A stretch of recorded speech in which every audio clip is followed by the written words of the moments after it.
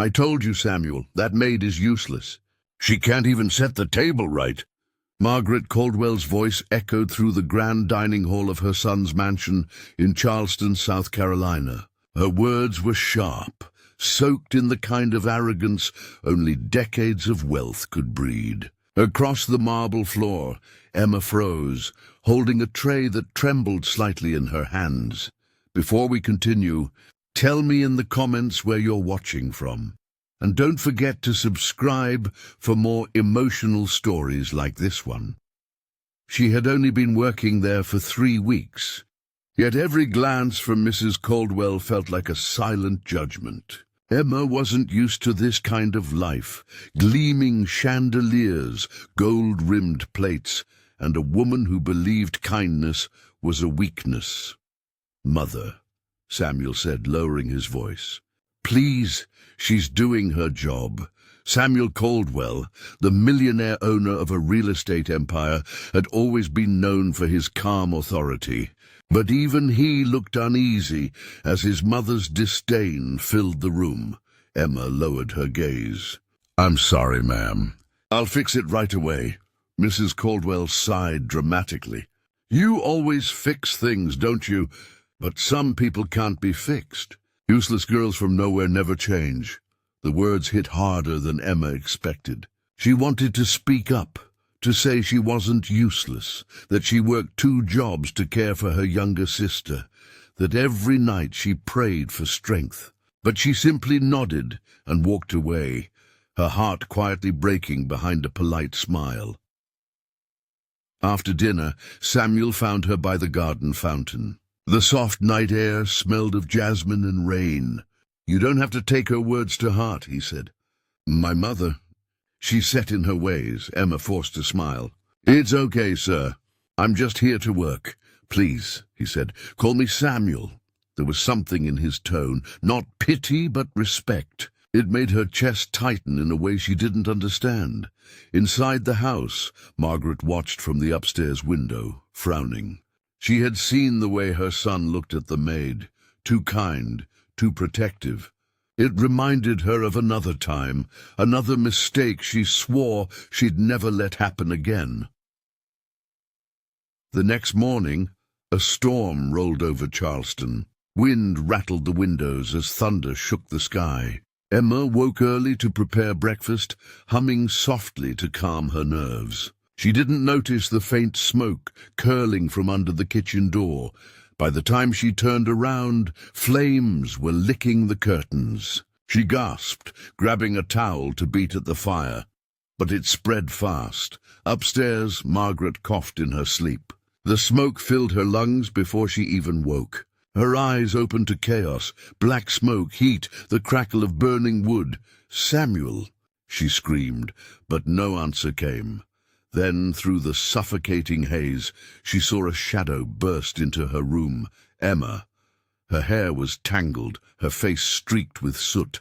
Without hesitation, she pulled Margaret out of bed and wrapped a blanket around her. "Hold on to me!" Emma shouted over the roar of the fire.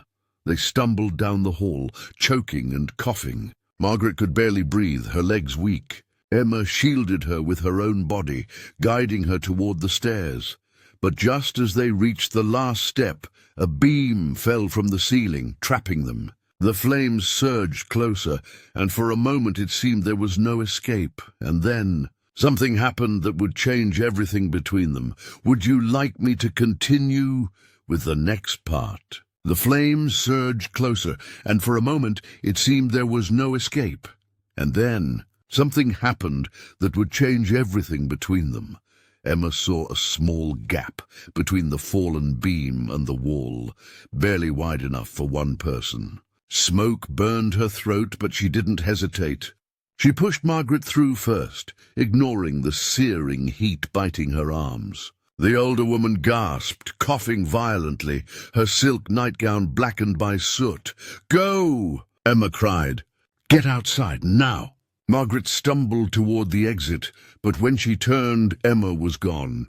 The air around her screamed with the sound of collapsing wood. For the first time in years, fear Real, raw fear gripped Margaret Caldwell's heart. "Emma!" she shouted. "Emma, where are you?" Then out of the smoke, Emma appeared again, dragging a heavy blanket soaked in water. She threw it over them both, shielding Margaret as the roof gave way. With one final burst of strength, she kicked open the side door, pulling the older woman into the storm outside. Rain hit their faces like shards of glass, but they were alive. The mansion behind them was an inferno, orange flames licking the sky. Emma fell to her knees, coughing uncontrollably, while Margaret stared in shock, her precious home, her pride, everything she owned, burning to ashes. Moments later, Samuel's car screeched into the driveway. He ran through the downpour, eyes wide in terror. "Mother, Emma!"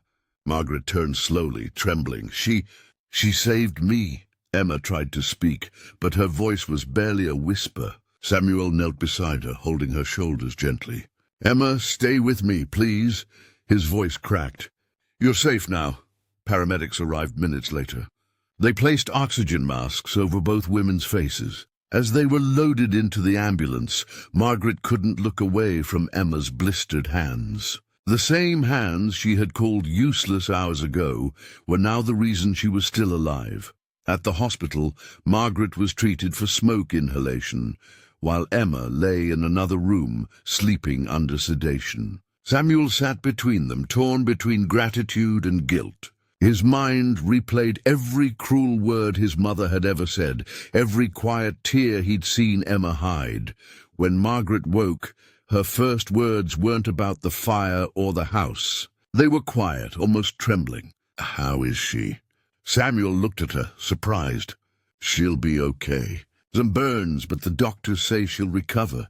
Margaret's eyes filled with tears, real tears. It had been years since anyone had seen her cry. "I was wrong," she whispered. "About her?"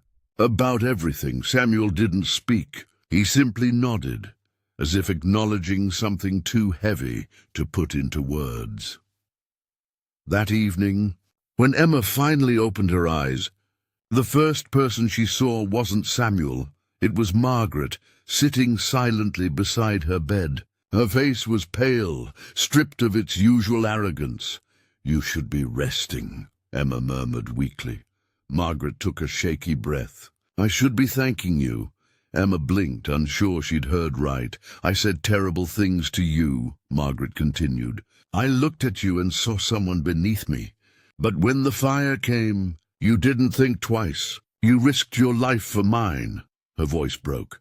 "Why?" Emma hesitated, her voice fragile. "Because life is too precious to waste on hate." Silence filled the room, thick and fragile. Then slowly, Margaret reached out and touched Emma's hand. For the first time, her touch wasn't cold.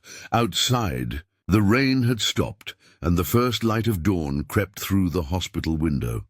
Soft, forgiving, but not everyone would be ready to forgive so easily. There were whispers among the staff, and soon rumors would spread about the millionaire, the maid, and the night that changed everything. And as the days went by, the truth about Margaret's past, the reason she feared seeing her son care for a maid, would begin to unravel. Would you like me to continue with the next part? And as the days went by, the truth about Margaret's past, the reason she feared seeing her son care for a maid, would begin to unravel. The hospital room had turned quiet, filled with the steady hum of machines and the faint scent of antiseptic. Margaret spent her days sitting beside Emma's bed, lost in thoughts that wouldn't let her rest. Every time she looked at the young woman, fragile, bruised, yet peaceful, she saw more than just a maid. She saw a mirror. Years ago, before Samuel became the man he was, Margaret had lived through a storm of her own making. Back then, she wasn't the polished matriarch of a real estate empire. She was a struggling widow who had married into wealth to save her son's future. The Caldwell name gave her security, but stole her kindness. Her late husband's family had never truly accepted her. She remembered the whispers. She's just a pretty face from a poor family. She had promised herself she would never let Samuel make the same mistake, never let him fall for someone beneath his class. But sitting there now, watching Emma's chest rise and fall, Margaret felt the hypocrisy twist inside her. When Emma finally regained strength, she insisted on leaving the hospital to return to work, even though Samuel objected. "I can't sit around while you're rebuilding the house," she told him softly. "I owe you that much." Samuel's eyes softened. "You don't owe us anything, Emma. You saved her life. That's more than anyone could ever repay." Margaret, standing quietly behind him, lowered her gaze. "Let her stay," she said suddenly. Both of them turned to her, surprised. "She belongs here." "If she still wants to." Emma hesitated, uncertain. "I'll stay," she said finally. "But only if I can keep working." Margaret nodded, but in her heart something new was stirring. Respect. Weeks passed. The burned mansion was being rebuilt, brick by brick, while the Caldwells lived in a smaller guest house on the estate. Without the grandeur of chandeliers or servants, life became oddly simpler. Margaret found herself in the kitchen more than once, helping Emma cook, or rather trying to help. "Is this how you cut onions?" Margaret asked, squinting through tears. Emma smiled for the first time since the fire. "Not exactly. Here, let me show you." For the first time, laughter filled the kitchen, light, genuine, disarming. Samuel would pause at the doorway, watching them, a faint smile tugging at his lips. But even as the warmth returned to their lives, not everyone in their circle was ready to forgive. The local newspaper had caught wind of the story. Millionaire's mansion destroyed. Maid becomes hero. It spread like wildfire. People whispered at social events, questioning how close the Maid had become to the Caldwell family. One evening, Samuel attended a business dinner downtown. A fellow executive, Richard Holloway, leaned in with a smirk. "Quite the story about your maid, Sam. Brave girl, huh? Or maybe just smart enough to save her employer's reputation." Samuel's jaw tightened. "Careful, Richard. Oh, don't get all noble. You know how this looks. A maid in your house, your mother defending her now." "People are talking."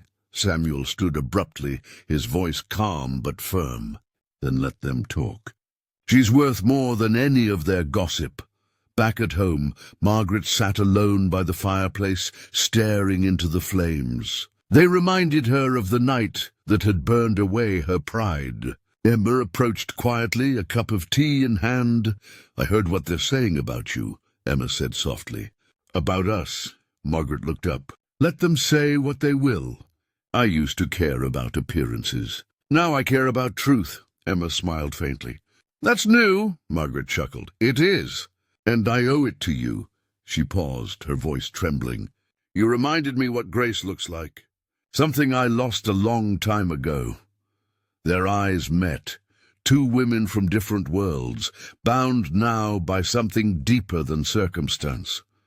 But the past wasn't finished with them yet. Because in the ashes of the old Caldwell estate, investigators had found something that would soon bring back ghosts Margaret thought she'd buried forever. "Would you like me to continue with the next part?" But the past wasn't finished with them yet. Because in the ashes of the old Caldwell estate, investigators had found something that would soon bring back ghosts Margaret thought she'd buried forever. It started with a phone call. Samuel had just returned from a meeting when his assistant's voice came through, uneasy. "Sir, the fire department completed their final inspection. They found something unexpected in the debris." Within the hour, Samuel was driving back to the ruins of their mansion. The once grand structure now stood as a blackened skeleton against the pale afternoon sky. Margaret and Emma joined him, their faces tense as they walked among the ashes. A fire inspector approached, removing his helmet. "Mr. Caldwell, Mrs. Caldwell, the fire was accidental, started by faulty wiring in the kitchen, but—" He hesitated, glancing at Margaret. "We also found an old metal box inside one of the walls. Looks like it was hidden, Margaret's face drained of colour. "A box?" The inspector handed it to her, scorched, rusted at the edges, but still sealed. Margaret stared at it as if it might explode in her hands. Back at the guest house, she sat at the dining table, trembling fingers, fumbling with the latch. Inside lay a collection of yellowed papers, brittle photographs, and a small velvet pouch. Samuel watched silently, concern tightening his brow. When Margaret finally spoke, her voice was no more than a whisper. "These belong to your father." Emma stepped back, sensing the heaviness of the moment. Margaret pulled out a faded photograph, a younger version of herself, holding a baby Samuel, standing beside a man with a gentle smile. The man she once loved deeply, and lost too soon. "He wasn't just your father," she said slowly. "He was my savior. I was working as a housekeeper in his parents' home when he fell in love with me. They never forgave him for marrying beneath his class. When he died, they made sure I remembered it, every single day." Samuel's eyes softened with understanding. "That's why you were so hard on Emma." Tears welled in Margaret's eyes. "Yes, because I saw myself in her, and it terrified me. I didn't want you to suffer the way I did." Emma stood silent, her heart breaking for the woman who once called her useless. Margaret looked at her then, truly looked at her, not as a maid, but as a reflection of the courage she had once lost. "You didn't just save my life, Emma. You forced me to face who I became." For a while none of them spoke. The sound of the rain tapping against the window filled the silence. Later that evening, Emma stepped outside, walking to the edge of the garden where the old oak tree still stood untouched by the fire. Samuel followed her, his hands in his pockets. "She's changing," he said softly. "I haven't seen her this human in years," Emma smiled faintly. "Sometimes pain humbles us in ways comfort never can." He looked at her, really looked. "You've changed too. You're not afraid to stand tall anymore." Emma's cheeks flushed. "Maybe I learned from the best." They shared a quiet laugh, one that carried through the night air. But beneath that warmth, an unspoken question lingered between them. One neither dared voice. What would happen when the world realized the bond growing between the millionaire's son and the maid who saved his mother? The answer would come sooner than either expected, because the following week, a photo of Samuel and Emma walking through the ashes appeared on the front page of the Charleston Daily. The headline read, "From Maid to Muse, the woman behind the Caldwell scandal." And with that, the fragile peace they had built began to tremble once again. Would you like me to continue with the next part? And with that, the fragile peace they had built began to tremble once again. The next morning, the newspaper headline was everywhere, on breakfast tables, coffee shops, and business desks across Charleston. Margaret woke to the sound of her phone ringing endlessly. Her friends, acquaintances, and even distant relatives were all calling with the same tone, curiosity mixed with judgment.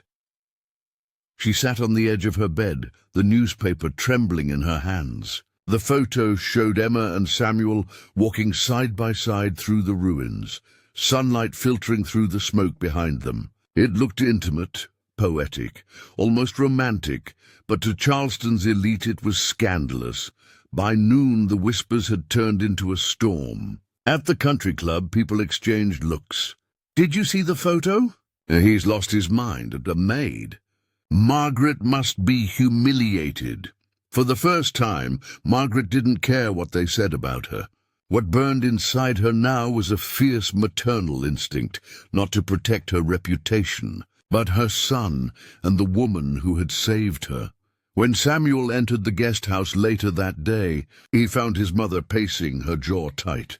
"They've printed lies," he said, throwing the newspaper on the table. "They're treating her like I once did." Margaret interrupted softly. Samuel froze, surprised by her honesty. "I used to believe that money made people respectable," she continued. "Now I see how wrong I was. But this world, it doesn't forgive easily, Samuel. If you want to protect her, you need to be ready to lose everything. He looked her in the eyes. Then I'll lose everything. That night, Emma sat alone in her small room, reading the cruel comments online. Words like opportunist, gold digger, and charity case stung harder than the smoke that had once filled her lungs. When she heard a knock, she quickly wiped her tears. It was Margaret. "May I come in?" the older woman asked gently. Emma nodded. Margaret sat beside her, noticing the open laptop. She reached over and closed it. "You don't need to read their poison. I didn't mean for any of this to happen," Emma said, her voice trembling. "I just wanted to do my job." Margaret sighed. "I know. But sometimes the world punishes goodness because it doesn't understand it." Emma blinked, surprised by her kindness. "You're not angry with me?" Margaret shook her head. "I was angry at myself for too long. You reminded me what grace looks like, and now it's my turn to show it." The next morning, Margaret did something no one expected. She called a press conference. The Caldwells' name had always stood for wealth and power, but that day, Margaret stood before the cameras not as a socialite, but as a mother. "I know many of you have seen the headlines," she began, her voice steady. "But before you judge, you should know the truth. That young woman you've mocked as a maid saved my life. She's not a scandal. She's a hero." Reporters exchanged glances. Flashbulbs popped. Margaret continued, her eyes unwavering. "I once called her useless. I was wrong. Emma taught me that dignity has nothing to do with where you're from or how much money you have. She showed me more courage in one night than I've shown in my entire life." Her words rippled across Charleston. Some applauded her honesty. Others sneered. But for the first time, Margaret didn't hide behind her reputation. She stood tall, flawed, forgiven, and free. At the edge of the room, Emma watched, tears filling her eyes. Samuel stood beside her, his hand brushing against hers. After the press conference, the crowd dispersed slowly, leaving only the three of them. Margaret turned to Emma and smiled faintly. "Let them talk," she said. "We'll live," and for a while it seemed they would. But that night, a letter arrived at the guest house. No return address, just Samuel's name written in elegant cursive. When he opened it, his face went pale. Inside was a single sentence. "You think she saved your mother, but you don't know what really started the fire. Would you like me to continue with the next part? You think she saved your mother, but you don't know what really started the fire." Samuel read the words again, his pulse quickening. The handwriting was elegant, deliberate, the kind of script that belonged to someone educated and precise. He looked up at Margaret and Emma, who were seated by the fireplace, unaware of the shadow that had just crept into their fragile peace. He folded the letter quickly. "It's nothing," he lied, forcing a calm smile. "Just more nonsense from the press." But that night he couldn't sleep. The image of the burning kitchen replayed in his mind. The smoke, the flames, Emma bursting through the door. Could someone truly be suggesting she had started it? The next morning, when the investigation report arrived, Samuel couldn't resist reading it again. Everything pointed to faulty wiring, yet there was one note at the bottom that caught his eye. Accelerant traces found in the kitchen floorboards. Source uncertain. He felt a chill crawl up his spine. By noon, Samuel drove to the estate where the fire had begun. The ruins were still cordoned off, silent except for the rustle of wind through broken beams. He crouched near the kitchen remains, running his hand over the scorched floor. He didn't hear the footsteps behind him until Margaret spoke. "You found something, didn't you?" He hesitated. "Maybe." She stepped closer, her face pale but steady. "You think she did it?" Samuel turned sharply. "No, of course not. She risked her life for you. But someone wants us to believe otherwise." Margaret nodded slowly, eyes narrowing. "Then find out who, before they destroy her." Meanwhile, Emma sensed the change in both of them. Samuel had grown distant, distracted. Margaret was quieter, as if waiting for something terrible to surface. When she finally confronted Samuel that evening, he tried to hide his concern, but his eyes gave him away. "What's going on?" she asked softly. He looked torn. "Someone sent a letter, saying you might have had something to do with the fire." Emma froze. "What? I don't believe it," he added quickly. "But there's evidence, accelerant traces." Tears welled in Emma's eyes, a mix of disbelief and pain. "You think I'd do that? After everything?" Samuel reached for her hand, but she stepped back. "I nearly died in that fire, Samuel." "I saved your mother!" Margaret entered the room then, her voice trembling but resolute. "Emma, listen to me. This is not his fault. Whoever sent that letter knew exactly what they were doing." Emma wiped her tears, her voice breaking. "Then who would want to hurt us like this?" For a moment no one answered. Then Margaret's face went pale, as if a thought had struck her like lightning. "My late husband's sister," she whispered. "Clara, she always hated me, and she never accepted that I inherited this estate. She's the only one who would dare." The next day, Margaret confronted Clara at her downtown penthouse, a place as cold and sharp as the woman herself. Clara greeted her with a glass of wine and a smirk. "I wondered how long it would take you," she said. "You always did love playing the victim, Margaret." Margaret's hands clenched. "You sent the letter," Clara shrugged. Maybe I just told the truth. That maid of yours, Emma, she was working in that kitchen before the fire started, wasn't she?" "It's not hard to connect the dots." Margaret's voice hardened. "You're lying." "You always have." Clara leaned closer, her tone venomous. "Face it, sister-in-law. You let a stranger into your house, and she nearly burned it to the ground. You're just too sentimental to see it." Margaret turned and walked away, her heart pounding, not with fear, but fury. That evening she gathered Samuel and Emma in the sitting room. The storm outside mirrored the one building inside her. "It was Clara," she said. "She's the one spreading these lies, and I won't let her destroy what we've rebuilt." Emma stared into the firelight, her voice low but steady. "Then let's end this, together." Margaret reached across the table, placing her hand over Emma's. "We already began together. Now we'll finish it." And yet as the rain lashed against the windows, none of them realized that someone, unseen, was watching from a car parked just beyond the gate. Camera in hand, waiting for the perfect moment to strike again. "Would you like me to continue with the next part?" And yet, as the rain lashed against the windows, none of them realized that someone, unseen, was watching from a car parked just beyond the gate, camera in hand, waiting for the perfect moment to strike again. The flash of lightning illuminated the silver sedan for only a second, but inside, the silhouette of a man could be seen. Camera lens aimed toward the Caldwell guest house. He zoomed in, snapping photos through the rain-streaked windshield. On the passenger seat, a recorder blinked red, quietly capturing every word spoken through the slightly open window. By morning, another wave of rumors hit Charleston. This time, the headlines weren't just about the scandal. They hinted at criminal suspicion. Fiery investigation, new allegations surface in Caldwell case. When Samuel saw the headline, his stomach sank. "They're reopening the case," he muttered, tossing the paper onto the table. Emma's face paled. "But they already said it was an accident." Margaret exhaled sharply. "This isn't about truth anymore. It's about revenge."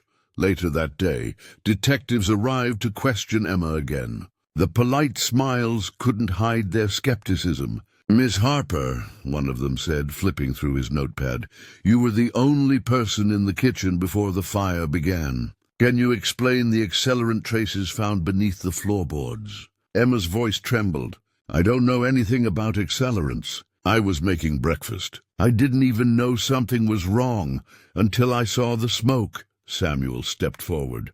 "She saved my mother's life." "That should tell you who she is?" The detective raised a brow. Sometimes people feel guilty after what they've done. Margaret slammed her hand on the table. That's enough! Her voice, once refined and restrained, now carried a fierce edge. You're accusing the woman who carried me out of a burning house? I won't let you turn her into your scapegoat. The detectives exchanged glances before leaving, clearly unsettled by her outburst. When they were gone, Emma broke down, tears spilling down her cheeks. This will never end, will it? Margaret pulled her close. It will. Because this time we fight back. That evening Samuel began digging deeper. He went through phone records, estate blueprints, and the original inspection documents. It took hours, but eventually he found something. A security report noting that someone had entered the property the night before the fire. Using an old maintenance code no one should have known. Clara, he whispered. The next day, Margaret demanded a meeting with her sister-in-law at a downtown cafe, this time with Samuel and Emma at her side. When Clara walked in, she carried herself with the same icy confidence, but there was something off in her eyes, a flicker of unease. Margaret placed a file on the table. Security logs. You were on our property the night before the fire. Clara's smirk faltered. You can't prove anything. Samuel leaned forward. We already did.